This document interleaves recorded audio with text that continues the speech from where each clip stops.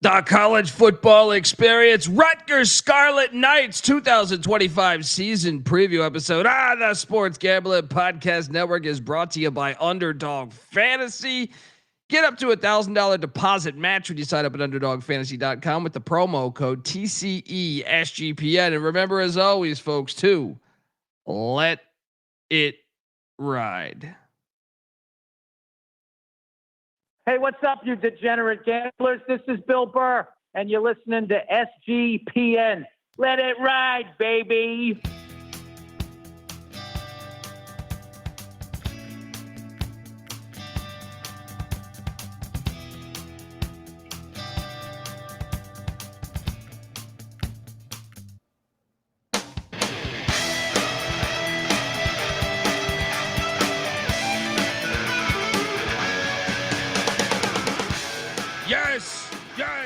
Yes. Woo! Welcome to the college football experience. Rutgers Scarlet Knights 2025 season preview episode. Chop. Let's go.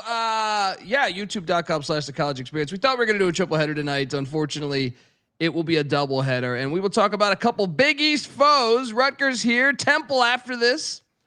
A little. Let's go to the Northeast. All right, where college football started. Yes, the Rutgers Scarlet Knights will always have a part of my heart because they put together a game plan to play the first ever college football game. All right, we're breaking down all 136 teams, but only 2 of them played the first ever college football game, folks, and only one of them will get a preview on this very show because Princeton is in the Ivy. Play him in the playoffs this year, though. So subscribe to the FCS for college experience for more on that. If you're wondering who the hell you're listening to, that's fair.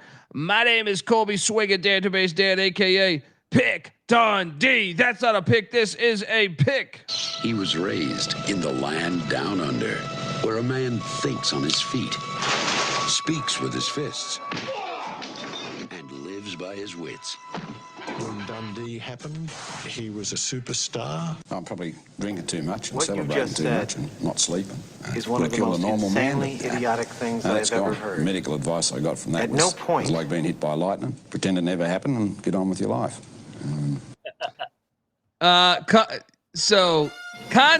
Condensation from the beer on the iPad, always tricky. Random things start playing. But how are we? Scarlet Knight Nation, what up?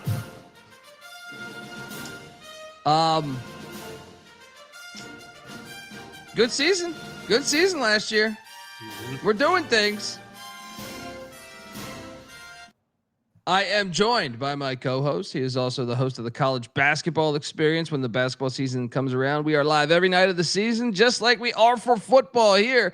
Give it up for Farmer Staffer at Austin Peay with the Governors, at South Carolina with the Gamecocks, and at West Virginia with the Mountaineers. Give it up for Ryan McIntyre, a.k.a. Monetline. Mac, how are you, buddy? Yeah, baby. Let's go, Rutgers. Love Greg Schiano. Big fan of this program. Let's talk about the Golden Guido, baby.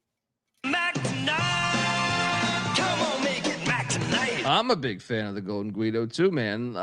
Look, I was saying they should rehire him, and then wait a second, they did rehire. Yes. Look, he's kind of brought them out of the he's done 2 repair jobs for this fine institution here.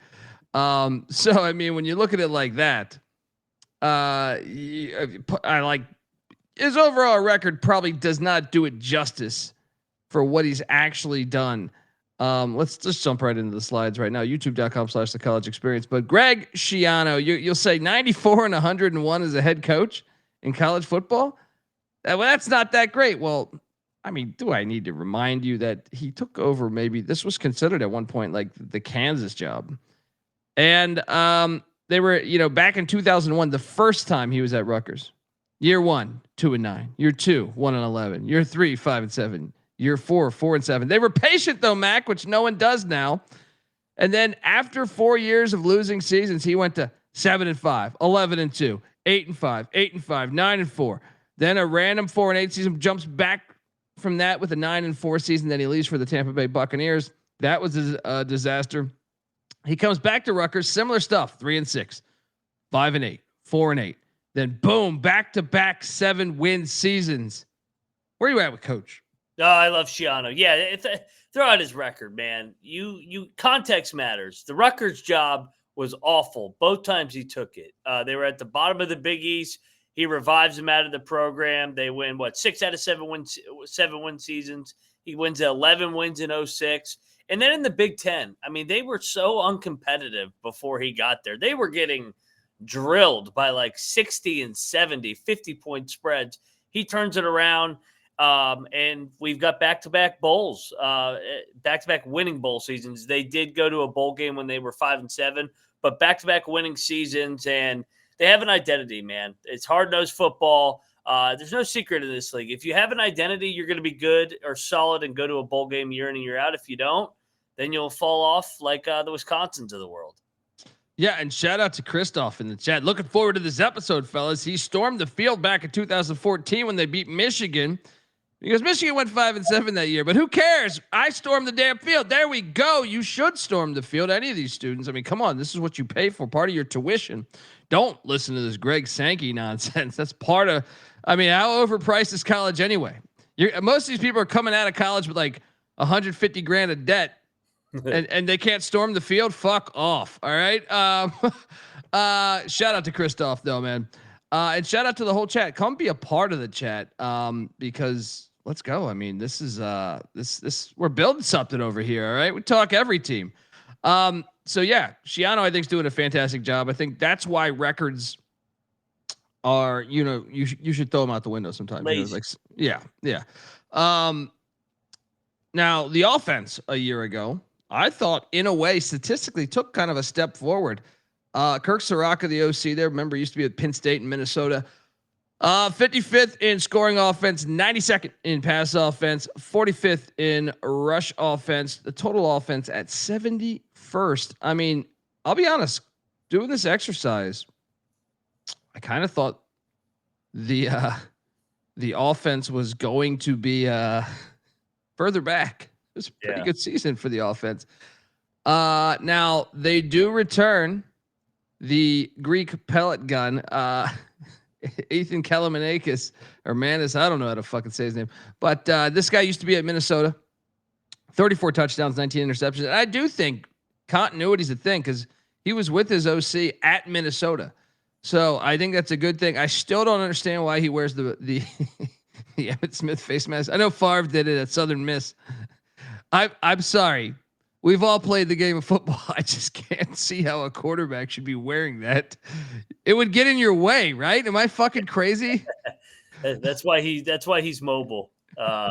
He sometimes uses his legs more than he should. So yeah, it clouds his vision for sure. I mean, I'll say this though. It does look cool as shit. I'm all for difference. Like, I don't understand why we're down to like 2 face masks. I loved when I was a kid growing up. You had the one bar coming down over the nose. You had the just a slew of different ones. You had the 1 bar, you had the 2 bar, you had just a shit ton of different face masks. And I miss those days because I think that's part of the fun is having a mixture of the face mask here. So who am I to shit on the Greek pellet gun here? All right. Because look, he's part of this winning culture that they got in Piscataway. And I think he's going to take a step forward this season with another year in that offense. So they return a lot, 4 of 5 on the offensive line, Mac. Yeah, baby. And Ian Strong was a good wideout for them. Also tight end Tyler Needham, and of course their quarterback. So, is this going to be an offensive team? Rutgers hasn't been an offensive team since Marco Battaglia. All right.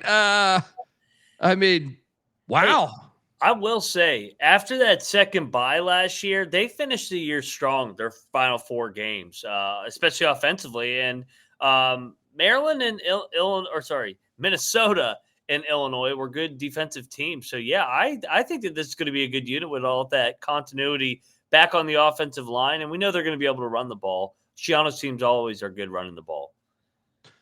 Yeah. And they went to the portal. They brought in CJ Campbell from Florida Atlantic, not Florida International, which I think could be a decent get. But I love this next one, the DT Sheffield get. I think this kid is a good wideout now. He came from North Texas where they're doing the air raid, and I think before that he was at Purdue, if memory serves me correct, with Braum. I like him as a wideout. Just, that's a big difference though, from going to Braum to air raid to this offense, which is kind of centered around the ground attack. But hey, it's a nice get for Rutgers. They went out and just loaded up on the O-line, getting a Brett Bielema offensive lineman. Never a bad thing as Zach Omland comes in. Justin Cesare from New Haven, who's new to the FCS, by the way. Shout out to New Haven. Ryder Langsdale from Lafayette, the Leopards. And then Mashoud Giwa from the fucking Long Island Sharks, baby. Who's going to Lugas? We should go to Lugas after Rutgers hits the over. Also, another offensive lineman from Colorado that I never heard, and I follow Colorado pretty well, and I'm no disrespect to Zelinskas, but I was not familiar. But also long snapper Caleb Johnson from Cal comes in. So very this is Schiano. Yeah, we'll get a couple of skill position guys, but we're loading up on the line of scrimmage. I love it. Hey, everybody wants to zig it with all this cute passing stuff, and Rutgers just wants to pound the rock like Iowa and Minnesota. Those three teams. Hey, you wonder why those three go to a bowl game every year? It seems now that Rutgers is the one that's like new to the party. But yeah, you're right. Do you think the offense will be better than 71st? I think it will, even though the schedule is much harder than a year ago. Yeah, they kind of missed a little bit of an opportunity last year with the schedule. But yeah, I do. I think that all that offensive line continuity, and then they finish the year strong. I think they ride the momentum. Yeah. That's the thing to me is, if they could pass a little bit better, it'll make their rushing attack even better. You know what I mean? So we'll see how it goes there. And just another year in Ciarrocca's offense is something that I think could really be something. Now the defensive side of the ball, Rob Smith is the new DC. Remember, how do I pronounce our guy's name again? Who's the UMass head coach now? Joe Harismiak. Yeah, Harismiak. Yeah, look at the comments. Joe H, baby. Hey, I can tell you did a hell of a job at Maine. I can't pronounce your last name. Yeah, I even watched. I went and watched multiple clips, and I feel like the announcers are just like us. They're just they're ad-libbing. They're just going with it. Harismiak, great job. He wasn't very good DC, but last year was actually, I thought, one of their worst years. I would say the stat from a stat standpoint: 95th in total defense, 71st in scoring defense, 87th in pass defense, 89th in rush defense. So Rob Smith walks into that. Now the cupboard is a little bit empty, only 3 guys back, but man, Schiano's been there a while now. He's a defensive guy himself. Jordan Thompson at the DN spot, DJ Jabomi. From he's a linebacker that's back, and then Kaj Sanders, a free safety, is back. They do bring back the kicker and punter, which is special teams matter. It's not like the bullshit NFL where they're getting rid of the goddamn kickoff. All right, kickoffs, kick returns, all that stuff matters still in college football. Please don't touch that. Do not ever give us that XFL bullshit. We like real football. They went to the portal heavy on defense, and they brought in James Madison's defensive line, basically 2 of their best guys. Eric O'Neal, who was a dog for JMU. Remember when they destroyed North Carolina and scored 70 on them? Also, Dengohe, Daryl Dengohe from JMU as well. Doug Blue Ellie coming in from South Florida. Bradley Weaver from Ohio, who's on the schedule week 1. Woo! He wins a MAC championship darts to Rutgers. See what your teammates say about that. Oliver Billette comes in from Kent State. And then they didn't need any linebackers. They went right for the secondary after all those D linemen. Cam Miller from Penn State comes in. Jacoby Henderson from Marshall won the Sun Belt championship there. Safety Chris Joins from Mercer in the FCS, and then Jet Elad from UNLV. I'm just going to go out and say that I think the offense and defense are going to be better despite this being a way harder schedule. Am I a maniac?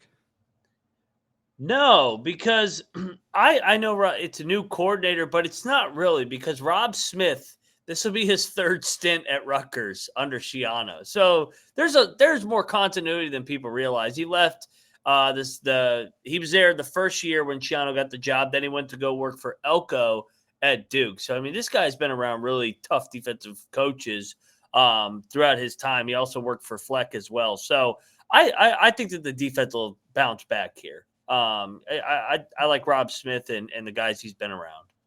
Well, it is tricky though, because you do play Penn State, Ohio State, Washington, and Oregon.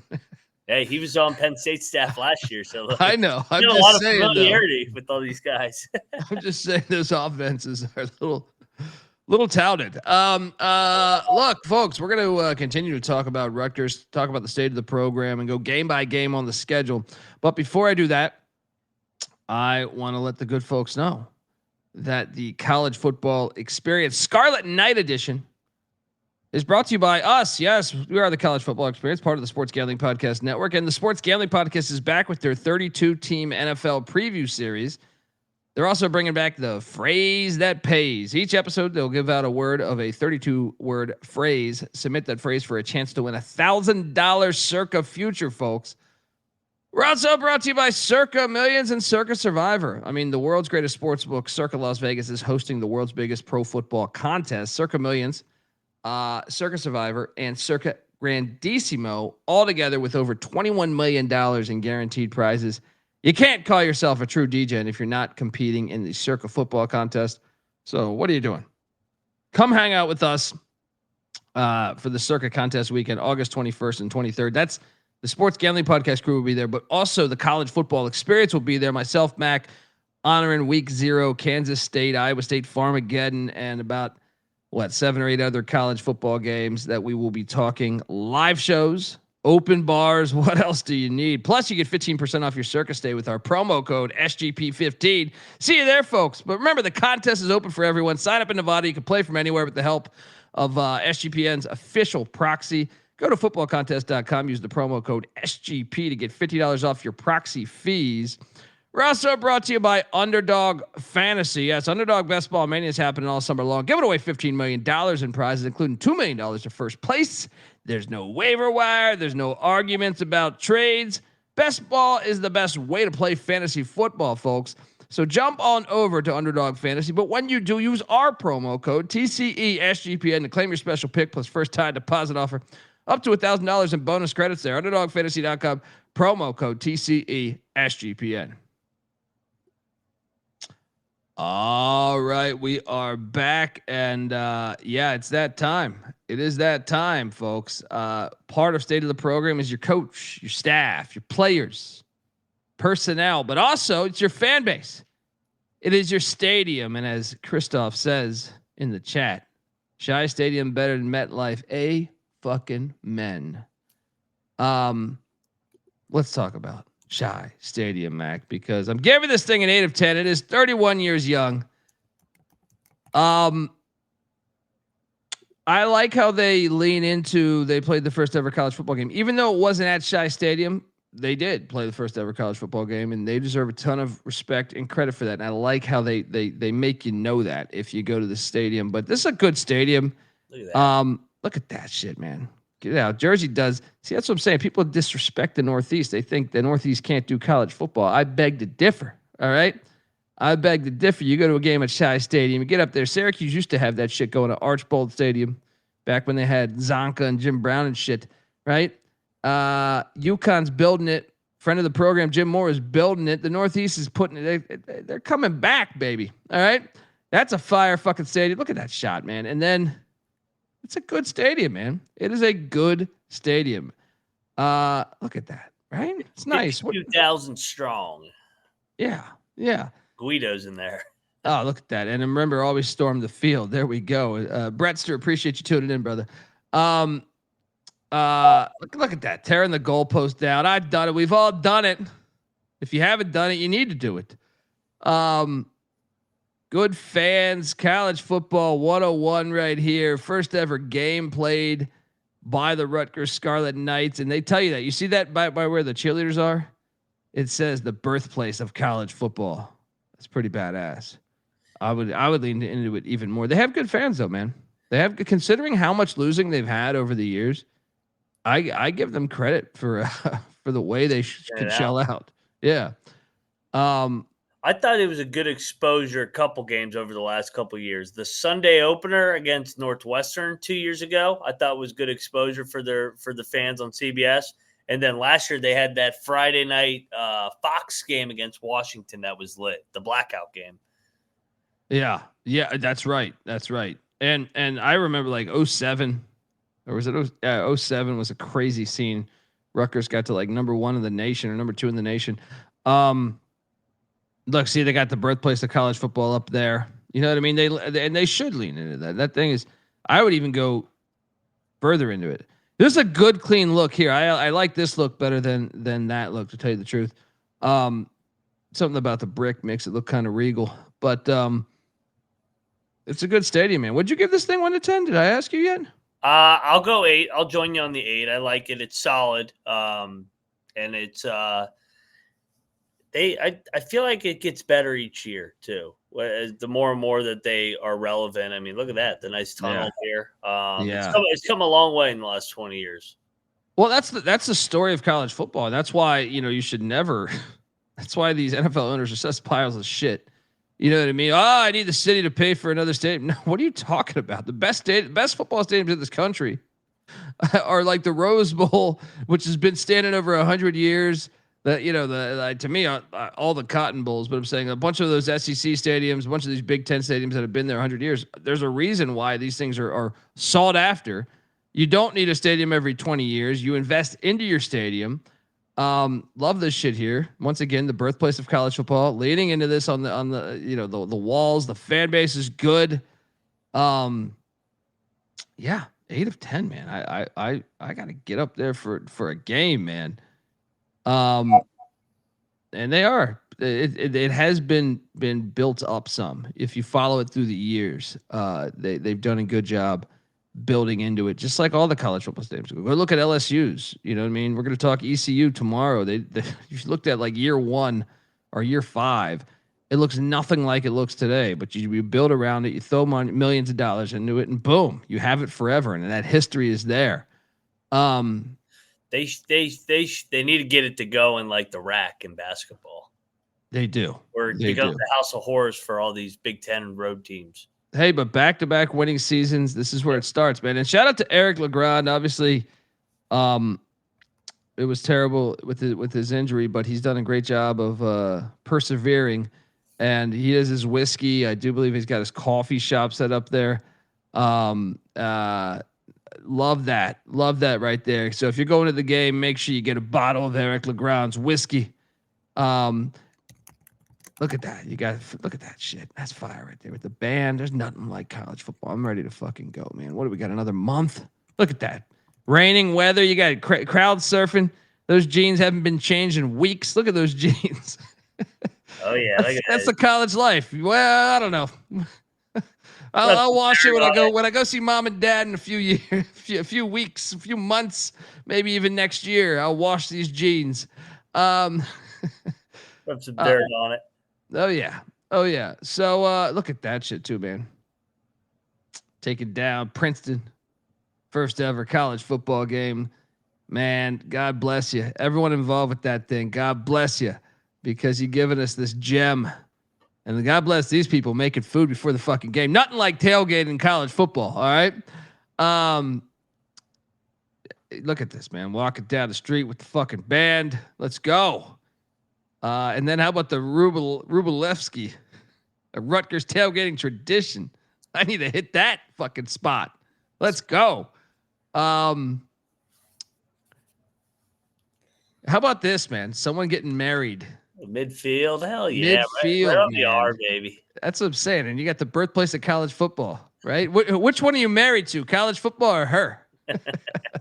Danielle, you better ask these questions, right? Yeah, man, fantastic stuff. State of the program. All right, I wanted to give this a 6, but I gave it a 5 because I can't. Back-to-back winning seasons, it probably deserves a 6, but Big Ten. Well, I also thought like they let in all these teams that have a much richer history as like of late since we've had TV.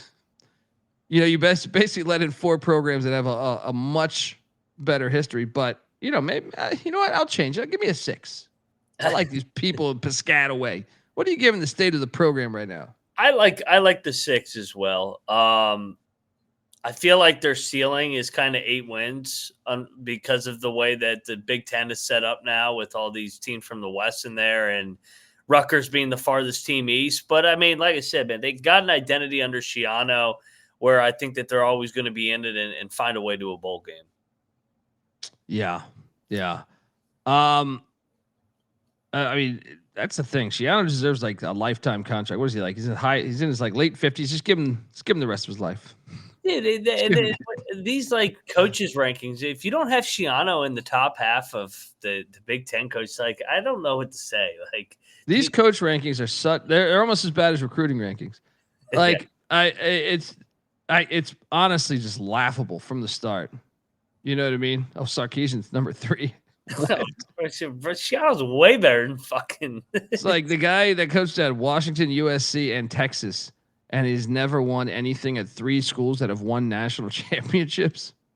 Yeah. Okay, whatever you want to tell yourself. Let's get to the schedule, man, because week 1. Got to get this one. Oh, Thursday night. Ohio, the Bobcats, in a series that goes back to 1937.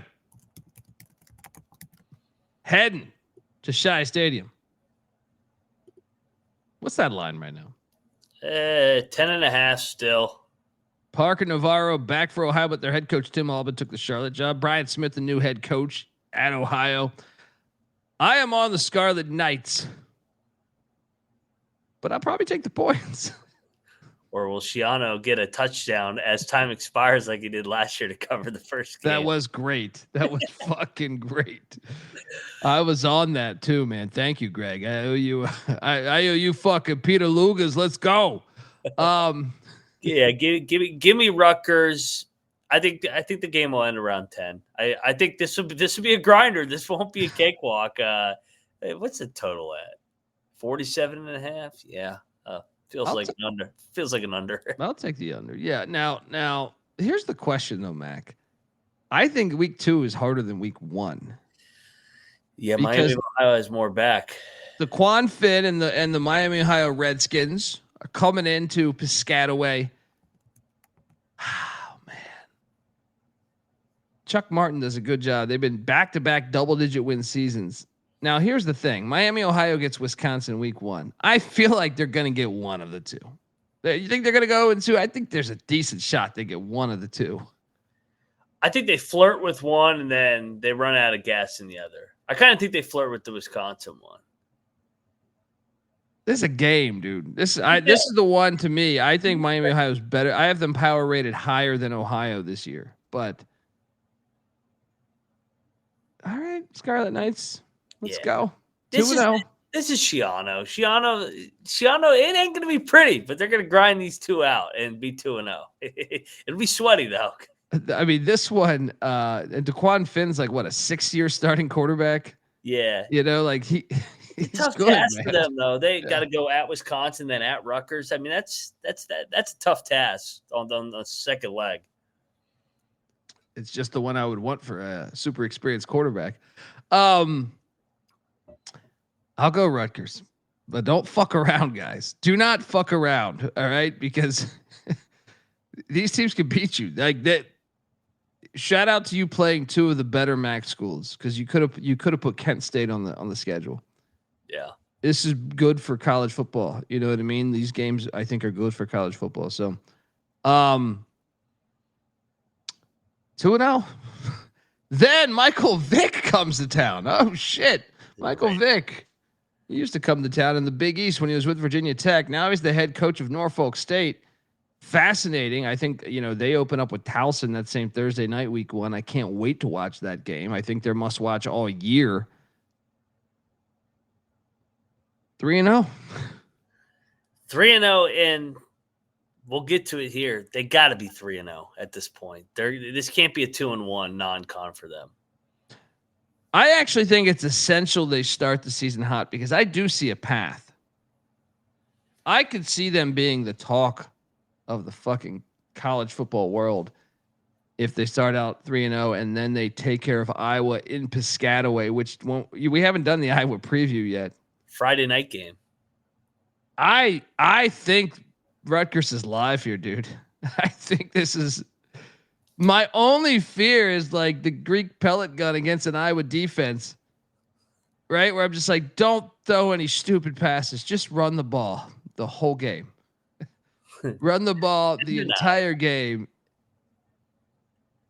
Man, this game's fun. I mean, look, for two teams with not much history, it's actually like a pivotal game. And the fact that Rutgers starts their first 4 weeks at home, give me an upset. Give me the Scarlet Knights. 17-14. Do you remember when one of these games had like a 26.5 total between the two of them? Rutgers and Iowa a couple of years ago. And it still went under. Iowa won 22-0. I got it pulled up. Actually, no, I can't take Rutgers. I mean, the crowd behind him, but like, here's the thing I know about Kirk Ciarrocca. A blackout though on Friday night, like it was last year. The place is gonna be lit. I just feel like, who do you trust to not turn the ball over? Mark Gronowski, who's won FCS national championships, plural, or the Greek pellet gun, Athan Kaliakmanis. And then also, what do I love about Kirk Ferentz teams? They always have the best special teams, man. I feel like their kickers can make like 50-yard field goals. They have great punters, great punt returners, great kick returners. They steal points, man. But all right, they're 0-4 all time against Iowa, and they've scored 17 points in 4 games. They're averaging 4 points a game against Iowa. That's what I'm saying. Like, yeah, every pass. This is the one, man. It's gonna be Friday night blackout, and they're gonna freaking put up a whopping 10 and win the game 10-9. All right, I'll stick to my Rutgers win. 17-14 was a little too ambitious. They're averaging 4 points a game. 9-6. 9-6. All right, if I'm giving them this, I'm giving this a loss. I mean, obviously we did our Minnesota preview yesterday. Go listen to this. But Mac, can you imagine if they're 4-0 and Minnesota with that redshirt freshman quarterback struggle a little bit?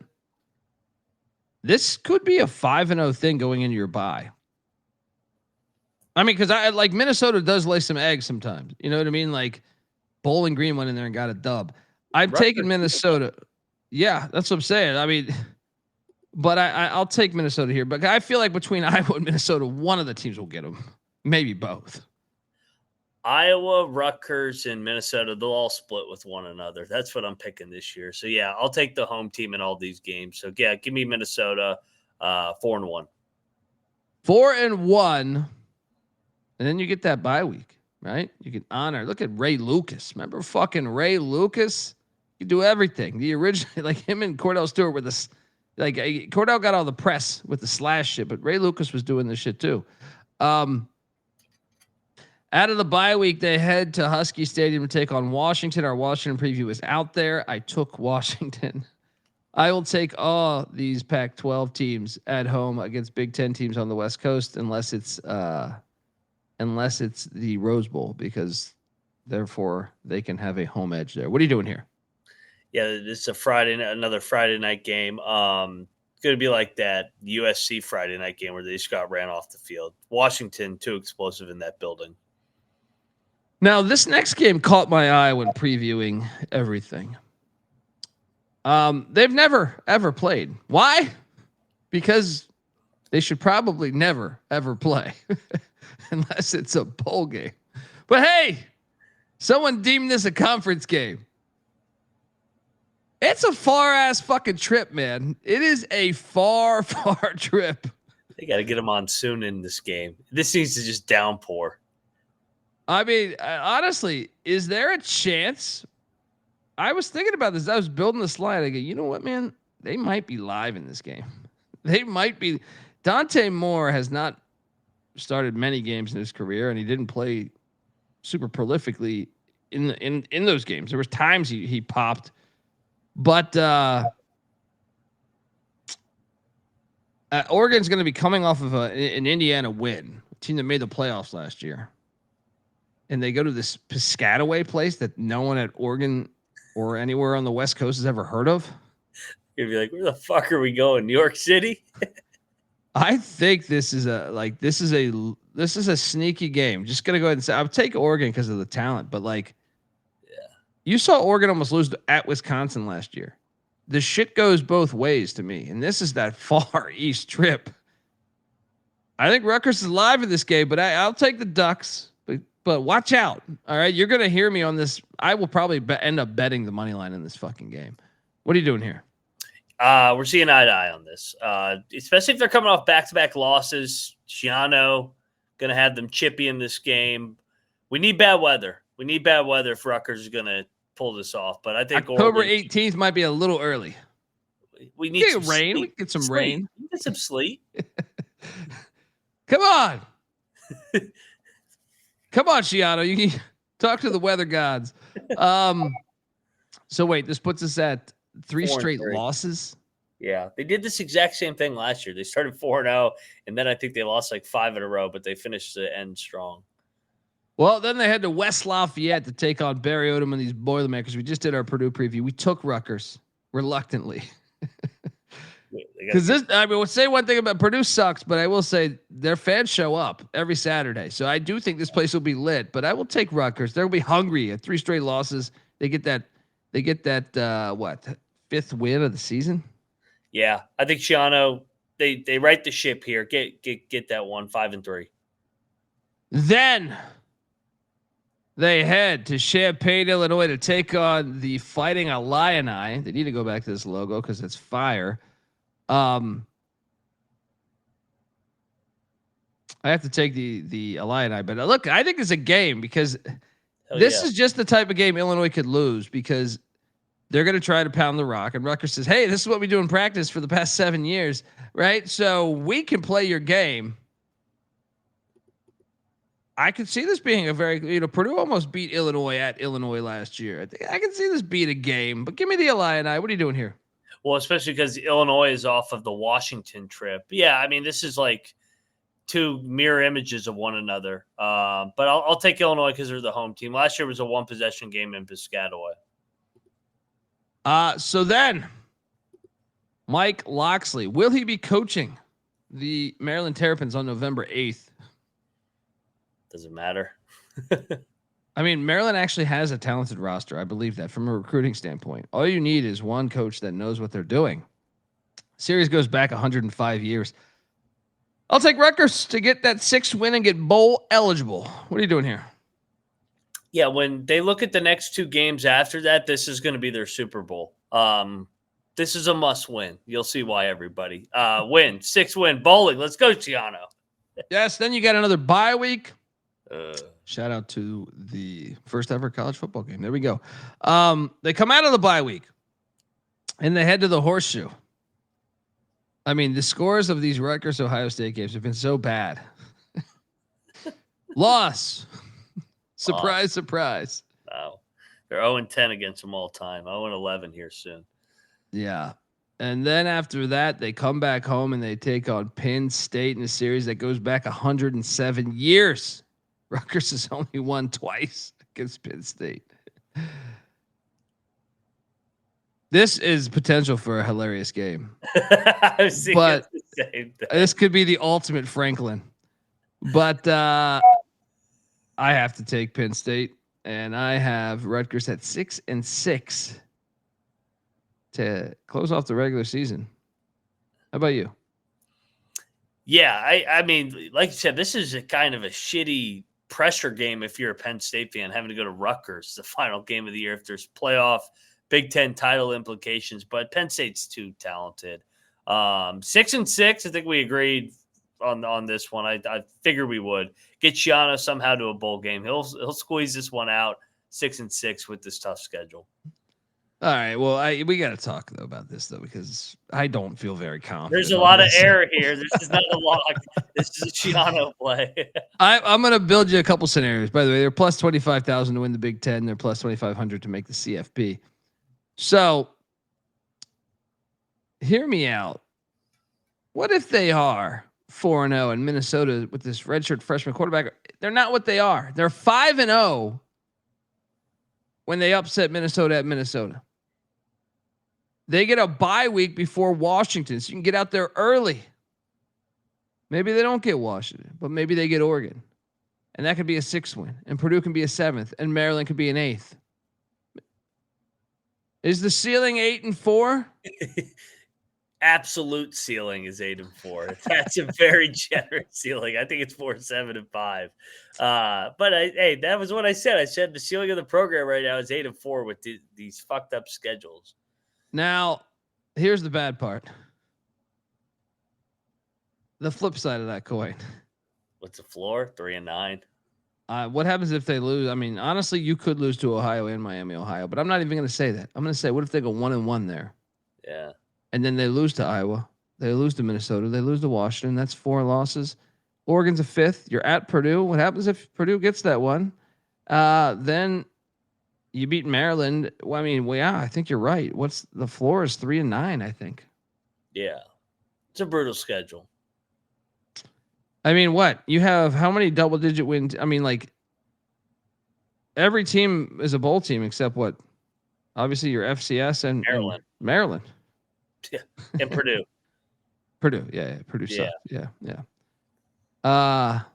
Feather had say you can't even say 8 wins with a straight face. I'm just saying it's possible. We're trying to navigate our way. I don't think we can get to 9, but I think it's possible to go 8-4. They need every bounce they can get to go 8-4. They could upset Minnesota or Illinois on the road. They also could beat Oregon because that game is stupid. Right? Can we just talk about that? That's a stupid game. And you never know with stupid games. When you put stupid games on the schedule, you get stupid results sometimes. Yeah, like when USC lost to fucking Maryland at College Park last year, everybody. Exactly. That was a stupid game. So when you get a stupid game, a stupid outcome is possible. We need that on a t-shirt. Jake, if you're listening, put this on a t-shirt. Good analysis. Stupid is, stupid does. It's just stupid game, stupid result. Yeah, I don't feel very confident because we gave them a win against Iowa. I know. And who they've never beat. Yeah, they scored 17 points in 4 games. They're due.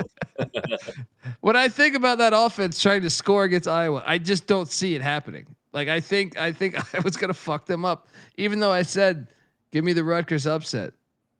So this is certainly not a lock. Certainly not a lock. And I honestly think if he goes 5-7, you Rutgers fans better not be calling for Schiano's head. I wonder if they would go to a bowl still. Schiano's the kind of guy that'd be like, put us in a bowl. He's a football guy. Yeah, I mean, if they could get to it, because you saw Marshall opt out. Yeah. What a time we're living in. Hey, you get the privilege of playing a bowl game. No, we're okay. Fucking idiots. They don't realize you get only you only get a certain amount of time to play the sport of football. Yeah, unfortunately. I'm in my 40s. I would sell a lot of things if there was a machine to go back and play football with your friends. Or organize whatever.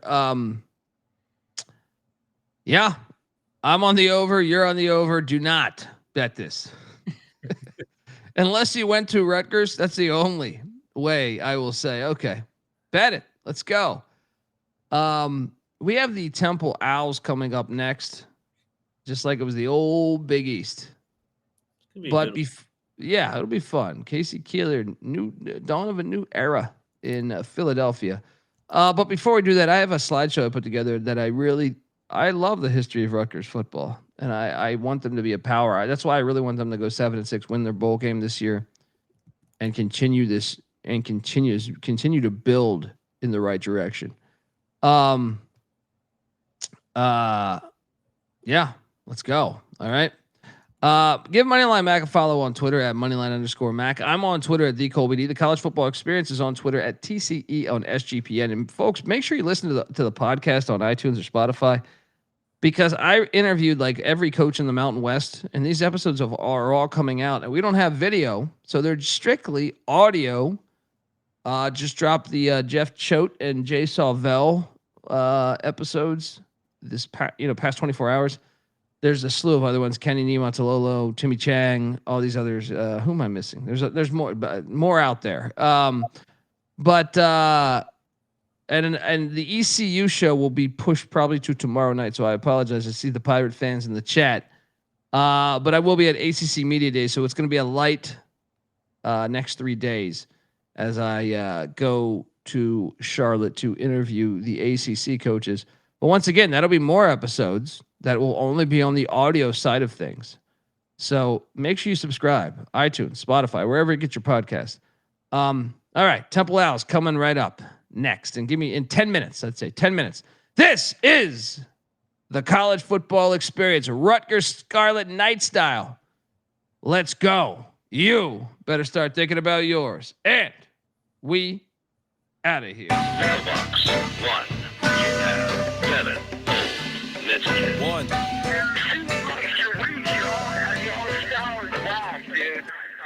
I'm not saying I'm impossible to outsmart my body and soul, or nothing without heart. And I'm not saying I'm impossible to outrun my body and soul, or nothing without love. And I'm not saying I'm impossible to outdo my body and soul, or nothing without truth. And I'm not saying it's impossible, but you're nothing without yourself. We're the obsession to be a part of that, started that. Mind over matter don't matter in the market. I've seen much smarter cats have heart attacks, largely because leaders need lambs to be lethargic. Match wits with the half-wit phantom. I don't need jumper cables or mic cords to analyze an analytical anthem. Between my two ears, an engine pumping the life force. Force field for your grip on the grievance. Still gonna feel unchallenged and bored stiff. So arrange the pieces to prepare cohesive. All the hard work will go largely ignored if your hands are covered with post-its and paper cuts. You need to have your voice in the vice grip. The one who made it famous ain't the one who made it up. You don't get overtime just for working the night shift. I'm taking a piss right now.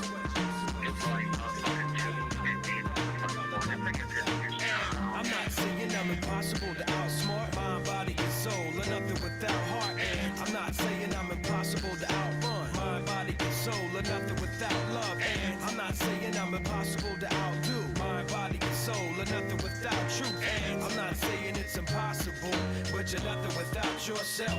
Every time I close my eyes, I'm taken to the same place, a playing field, and every contestant's got the game face.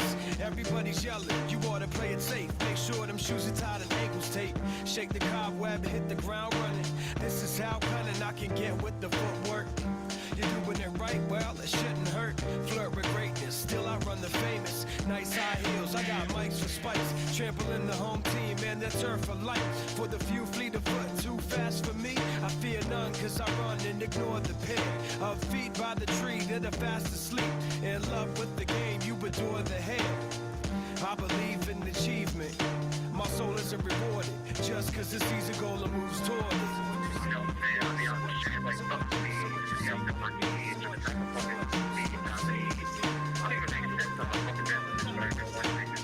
I'm not saying I'm impossible to outsmart mind, body, and soul, or nothing without heart. And I'm not saying I'm impossible to outrun mind, body, and soul, or nothing without love. And I'm not saying I'm impossible to outdo mind, body, and soul, or nothing without truth. And I'm not saying it's impossible, but you're nothing without yourself. conspiracy theories. Gotta love them clearly. Nothing's more entertaining than entertaining a query. Just a word to the wise and the weary. Recognize the authors of reality and theory. Theoretically, I could have won Scribble Jam. In reality, I lost to a legend. Theoretically, I'm best friends with Uncle Sam. In reality, I've never even met him. Now, one day my potential may become reputation.